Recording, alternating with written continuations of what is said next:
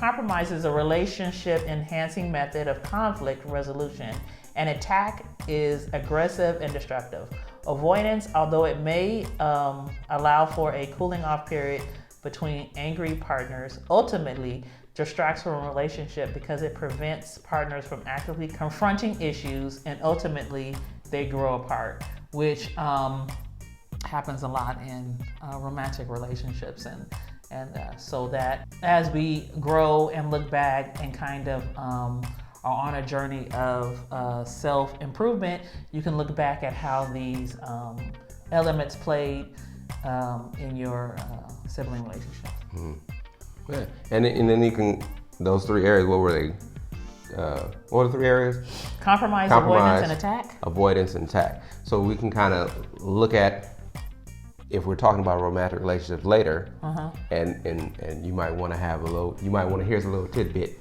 You might want to get a little bit of an insight on the person that you're thinking that you might want to date. Right. And we always say, go look at their parent and see what they're going to look like when they get older. Right. But what's more important, what they're going to look like when they get older, is how they handle issues and how they handle conflict. So if you have an opportunity to see somebody with their sibling, you might see how they might handle conflict with you, or how they, how if they choose a path of avoidance, or attack. Right. Yeah, and I mean, unless you're the attack person, you may not want to be with someone that chooses attack. But avoidance is not that great either. Then you don't get it out. So you can kind of see how those conflict patterns develop within sibling relationships, right? Right.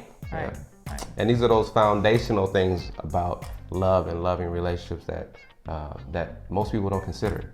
And it's very telling on how they love through compromise, how they love through avoidance, and how they love through attack, which will give you a good indication on whether or not you care to be treated that way. Right. Because even in compromise, someone can treat you badly. They would throw it into your face that they're making a compromise, and you're happy that they should be compromising, and that's not a right way to love somebody, even though they call themselves coming to some type of agreement with you. Whether it's your sibling and later a romantic relationship, and then how they choose to avoid you, whether they choose to ghost you or just, which is altogether avoiding you, or whether they choose to avoid you in other ways. Or avoid the things that are important to you. Right. And then whether or not you want to be in a relationship with someone who attacks you. Right. And how they attack.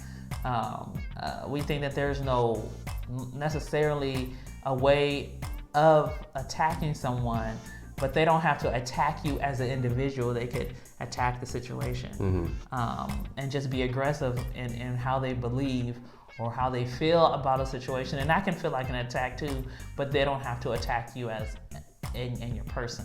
Right. Because that's different. Right. And so those are some ways that you can kind of look at it. Yeah, and this is the love intervention, and we're talking about, making sure that we're intervening in areas that may be difficult in developing love. But if somebody starts attacking you, you might need another type of intervention. Right. It doesn't necessarily always have to be physical attack, is what I'm saying. Exactly. All right. And so